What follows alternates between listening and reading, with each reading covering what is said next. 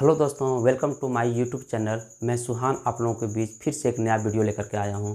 दोस्तों, आज हम लोग शुरू करने वाले हैं एक नए टॉपिक की ओर, जिसको हम लोग कहते हैं नंबर सिस्टम या फिर संख्या पद्धति।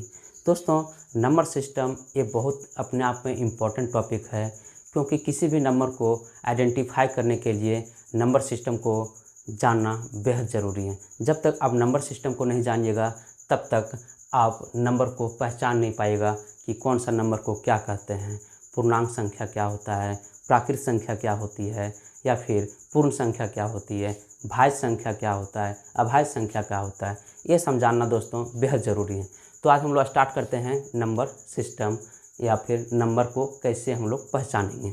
दोस्तों, नंबर को पहचानने के लिए हम लोग नंबर लाइन का सहारा लेते हैं। जैसे हमने एक नंबर लाइन ले लिया और यहाँ से हम लोग स्टार्ट किया। मान लेता हूँ कि यहाँ पे +1 है, +2 है, +3 है, +4 है, dot dot dot dot dot dot plus infinitive है। तो जितनी भी सारी संख्याएं लिया हम लोग 1 2 3 4 5 डॉट डॉट डॉट इन्फिनिटी तक, ये सारी संख्या प्राकृत संख्या कहलाती है। इसी को हम लोग गिनती की संख्या भी कहते हैं दोस्तों, प्राकृत संख्या, जिसको हम लोग नेचुरल नंबर के भी नाम से जानते हैं।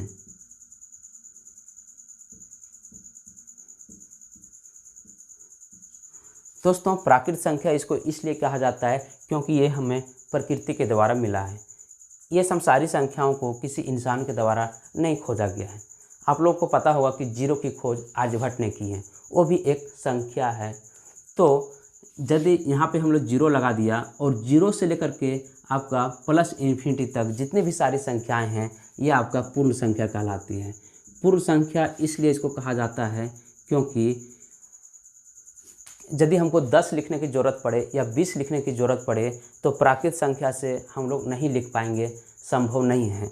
लेकिन जब जीरो को भी इसमें सम्मिलित कर दिया जाए तो 10, 20, 100, 200, 500, 700 ये सब सारी संख्याओं को लिखना बहुत आसान हो जाएगा। इसीलिए इसको हम लोग पूर्ण संख्या के नाम से जानते हैं। ध्यान रखना, जीरो को सम्मिलित करने के बाद आपका पूर्ण संख्या कहलाती है, ना कि सिर्फ जीरो पूर्ण संख्या नहीं है दोस्तों। यदि प्राकृत संख्या में जीरो को सम्मिलित कर दिया जाता है तो पूर्ण संख्या कहलाती है, या फिर होल नंबर कहते हैं उसको। ठीक है। उसके बाद धीरे धीरे लोगों के द्वारा -1, -2, -3 dot dot dot dot dot dot minus infinity तक लोग नंबर को देखना शुरू किया, पहचानना शुरू किया। उसके बाद जब -इन्फिनिटी से प्लस इन्फिनिटी तक जितनी भी सारी संख्याएं हैं, उसको यदि एक साथ ले लिया जाए तो उसी को हम लोग पूर्णांक कहते हैं। पूर्णांक संख्या या फिर इंटीजर नंबर।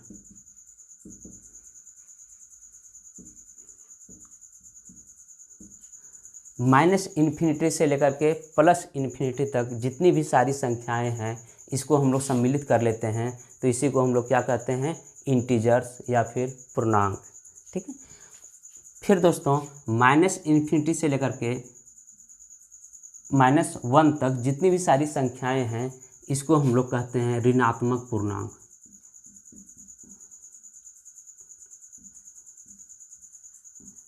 इंग्लिश में इसी को हम लोग कहते हैं नेगेटिव इंटीजर्स। और +1 से लेकर के प्लस इन्फिनिटी तक जितनी भी सारी संख्याएं हैं, इसी को हम लोग कहते हैं धनात्मक पूर्णांक या फिर पॉजिटिव इंटीजर्स। ध्यान रखना दोस्तों, जितनी भी सारी धनात्मक पूर्णांक होती है वही सारी आपकी प्राकृत संख्या कहलाती है। कहने का मतलब all natural numbers are positive integers या फिर all positive integers are also called natural numbers.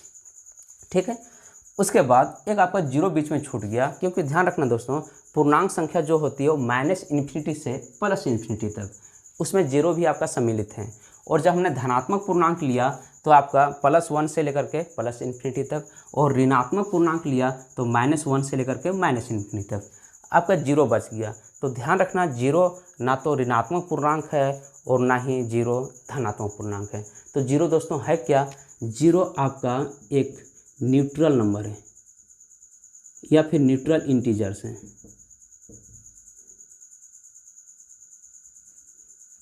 ध्यान रखना दोस्तों, जीरो जो है आपका क्या है, न्यूट्रल इंटीजर्स है, ना ये ऋणात्मक है और ना ही ये धनात्मक है। ठीक है, आई होप इतना आप लोग समझ चुके होंगे। इसके बाद दोस्तों हम लोग आते हैं सम संख्या। सम संख्या जिसको हम लोग इवन नंबर कहते हैं। दोस्तों वैसी संख्या जो दो से पूर्णतः या पूर्ण रूपेण विभाजित हो उसी को हम लोग सम संख्या कहते हैं। वैसी संख्या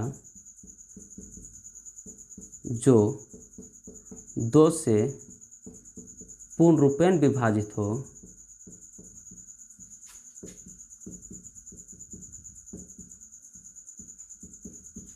numbers which is exactly divisible by 2।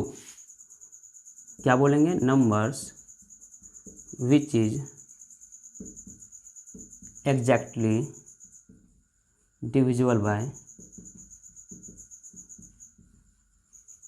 2। वैसी संख्या जो दो से पूर्ण रूपेण विभाजित हो उसी को हम लोग क्या कहते हैं, सम संख्या कहते हैं। फॉर एग्जाम्पल जैसे 2, 4, 6, 8, 10, 12, 14 ... ये इन्फिनिटी तक जाएगा।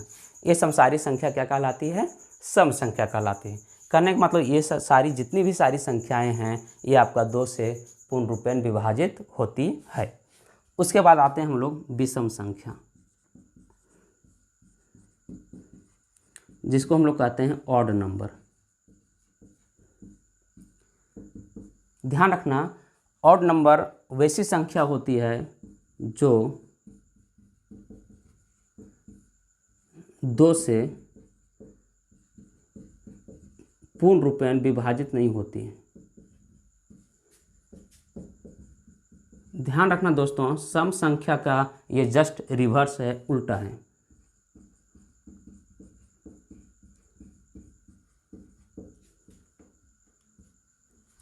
numbers which is not divisible by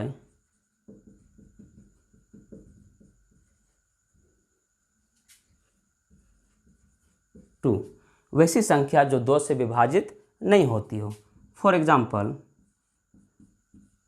जैसे 1, 3, 5, 7, 9, 11, 13, 15, 17, 19 ... इन्फिनिटी तक।